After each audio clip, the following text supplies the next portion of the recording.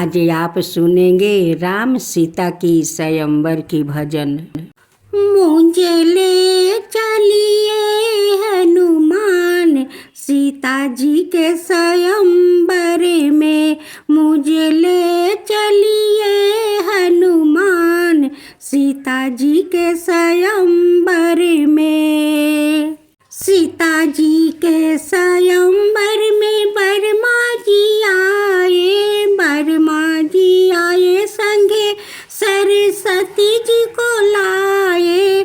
मुझे हो गया वेदों के ज्ञान सीता जी के स्वयंवर में, मुझे हो गया वेदों के ज्ञान सीता जी के स्वयंवर में।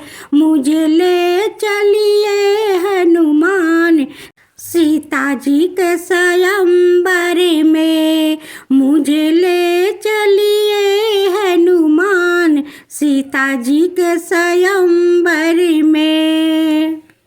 सीता जी के स्वयंवर में विष्णु जी आए संगे लक्ष्मी जी को लाए।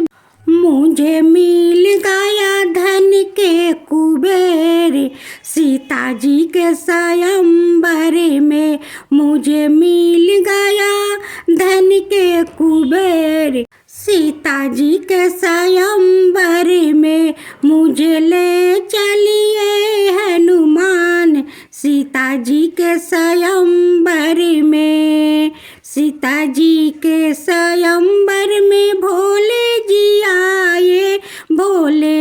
आए संगे गौरी को लाए। भोले जी आए संगे गौरी को लाए। मुझे मिल गया कैलाशी धाम सीता जी के स्वयंवर में, मुझे मिल गया कैलाशी धाम सीता जी के स्वयंवर में। मुझे ले चलिए हनुमान सीता जी के स्वयंवर में। सीता जी के स्वयंवर में कृष्णा जी आए संगे राधा को लाए। मुझे मिल गया रास लीला धाम सीता के स्वयंवर में, मुझे मिल गया रास लीला धाम सीता जी के स्वयंवर में। मुझे ले चलिए हनुमान सीता जी के स्वयंवर में। सीता जी के स्वयंवर में गणेश जी आए संगे रिद्धि सिद्धि को लाए। मुझे मिल गया चरणों धाम सीता के स्वयंवर में, मुझे मिल गया चरणों धाम सीता जी के स्वयंवर में।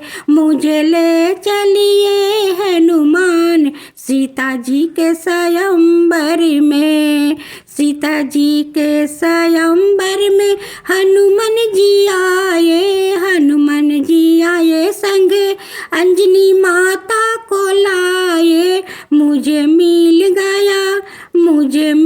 गया दर्शन अपार सीता जी के स्वयंवर में। मुझे ले चलिए हनुमान सीता जी के स्वयंवर में। सीता जी के स्वयंवर में राम जी आए संगे सीता माता को लाए।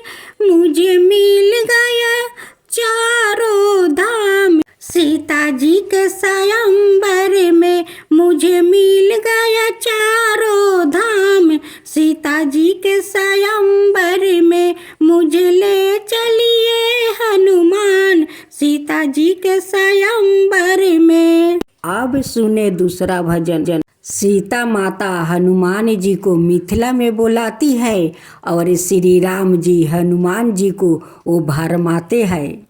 तो सुनिए कैसे। वीर हनुमाना मिथिला में चली आना, तू वीर हनुमाना तू देर न लगाना, मेरे वीर हनुमाना तू देर न लगाना। श्री राम जी कहते हैं कि हनुमान तेरी सीता मैया को तो टेढ़ी मेढ़ी राह है, कहीं तू लुढ़क जाएगा तो क्या होगा। तेरी सीता मैया का टेढ़ी मेरी रहिया, तेरी सीता मैया का टेढ़ी मेरी रहिया, कहीं भूल नहीं जाना, तू वीर हनुमाना कहीं भूल नहीं जाना, वीर हनुमाना। अयोध्या चले आना वीर हनुमाना, अयोध्या चले आना, मेरे वीर हनुमाना तू भूल नहीं जाना, मेरे वीर हनुमाना।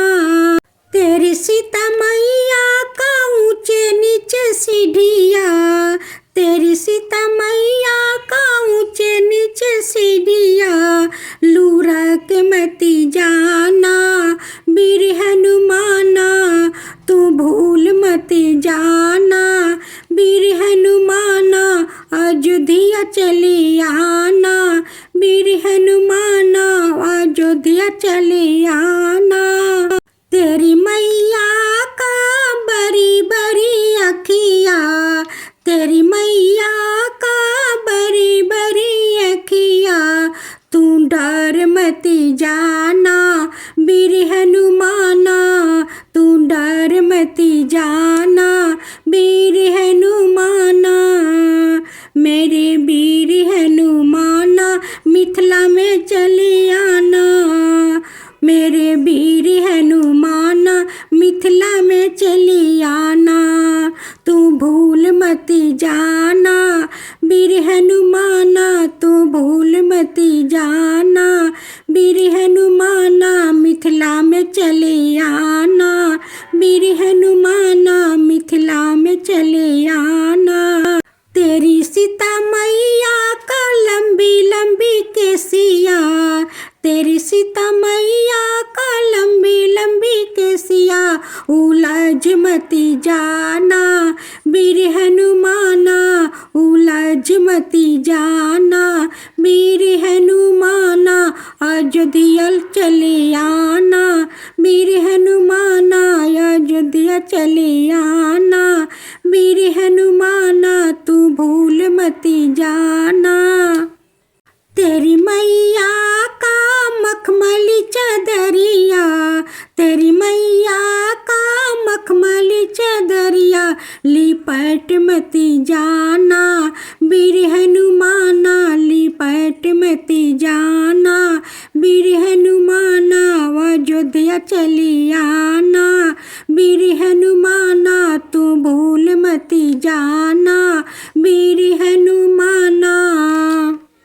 तू देर न लगाना, तेरी मैया का लंबे लंबे हथवा, तेरी मैया का लंबे लंबे हथवा, पकड़ मती जाना, वीर हनुमाना पकड़ मती जाना, वीर हनुमाना।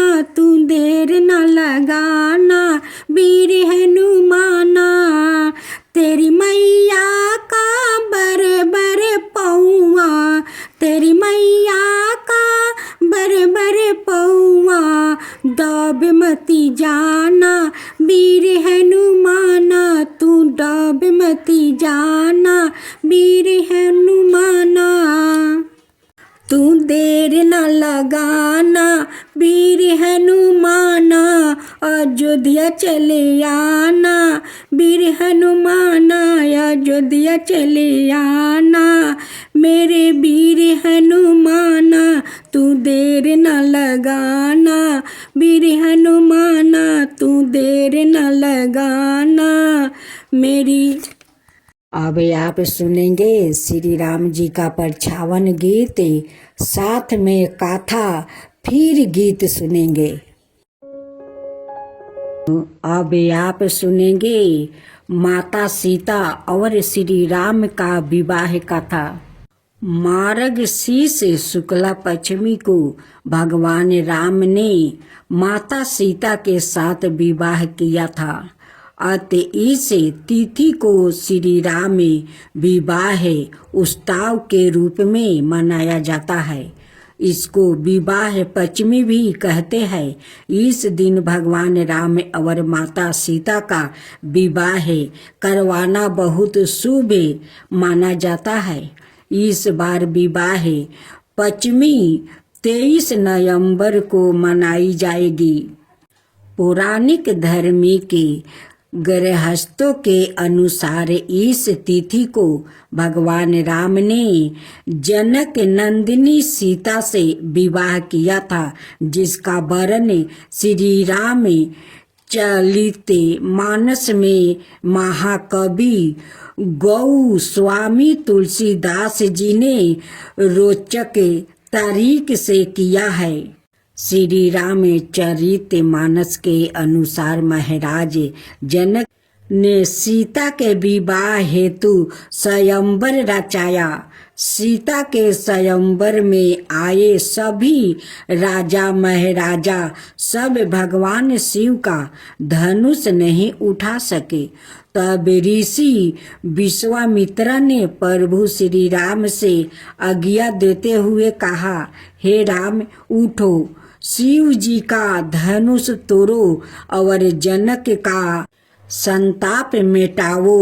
गुरु विश्वामित्र के वचन सुनकर श्री राम ने तट पर उठे और धनुष पर चांचा चढ़ाने के लिए आगे बढ़े। यह दृश्य देखकर सीता के मन में खुशियाँ छा गया। प्रभु की ओर देखकर सीता जी ने मन ही मन निश्चय किया कि यह शरीर इन्हीं का होकर रहेगा। यह तो रहेगा ही नहीं।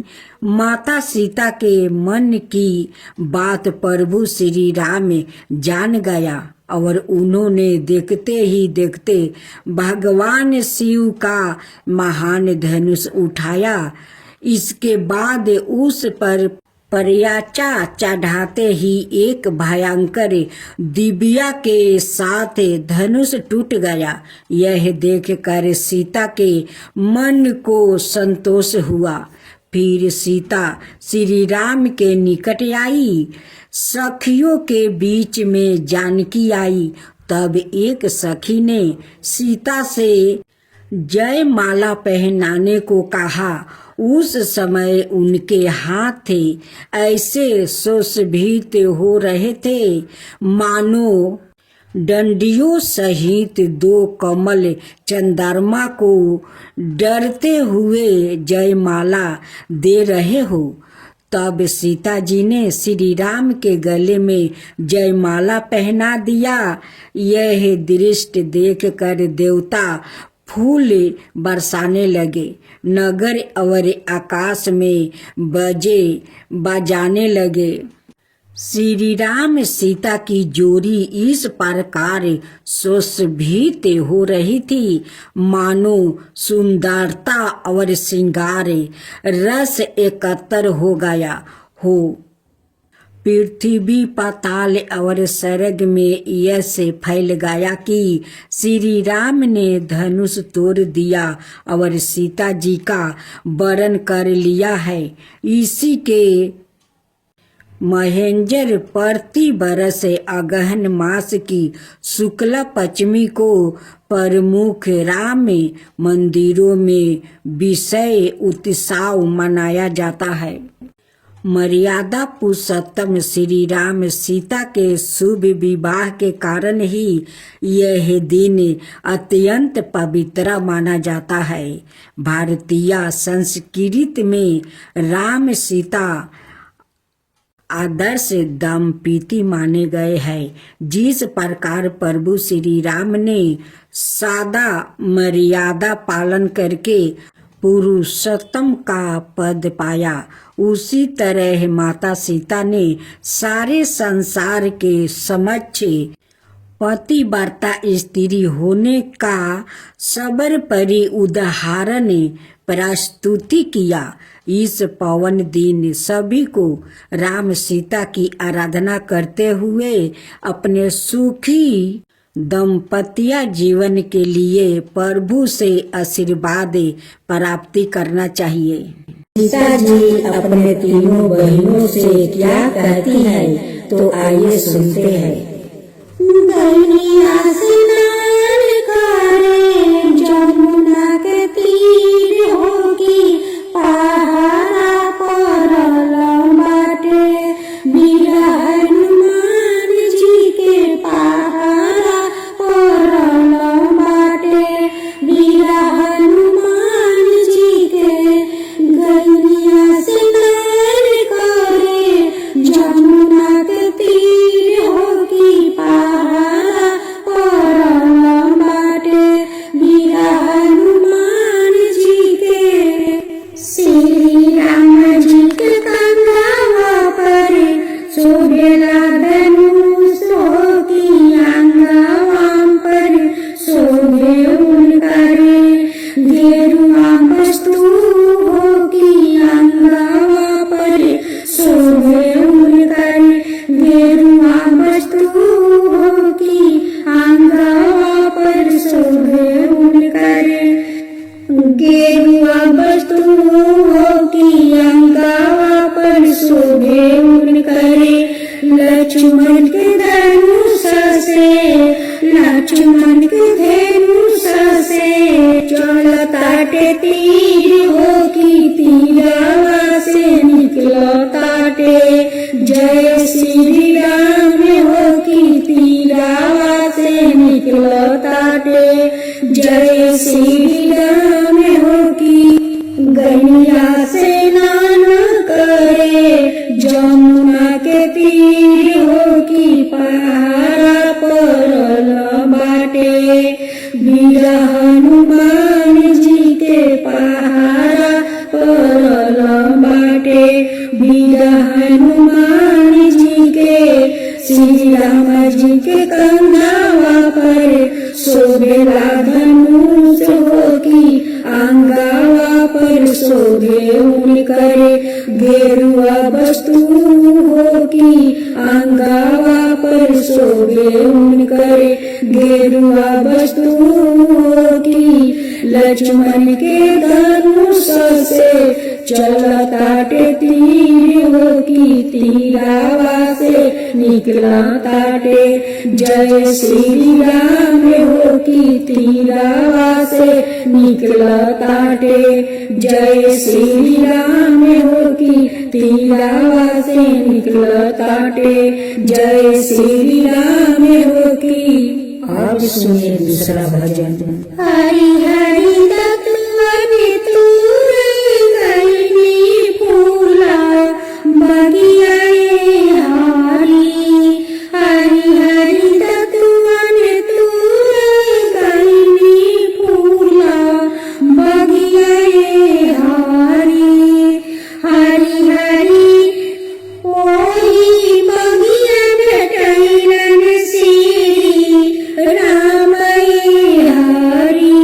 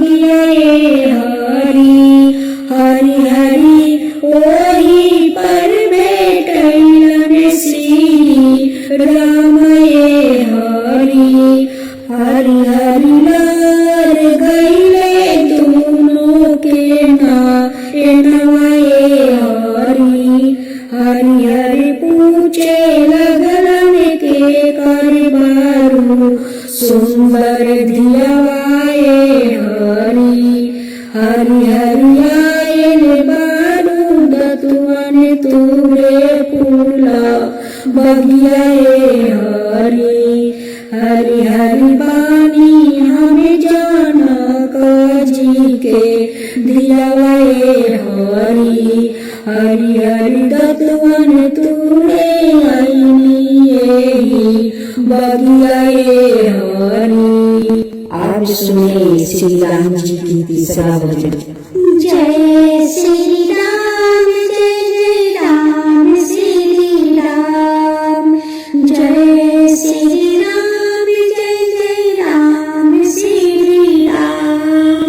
मथुरा नगरिया से आयल बारियतिया मचला शोरवा जनक बाबा के दुआरवा मचल शोरवा जनक बाबा के दुआरवा मचल शोरवा जनक बाबा के दुआरवा। मिथिला नगरिया में आयल बारियतिया चलना सखिया देख दुल्हन बेला चलन सखिया देखे दुल्हन बेला। चारों दुल्हन में बरका कमाल सखी चारों दुल्हन में बरका कमाल सखी। श्री राम जी के सिलावा पर चमके सोने के मटुकवा श्री राम जी के सिलावा पर चमके सोने के मटुकवा।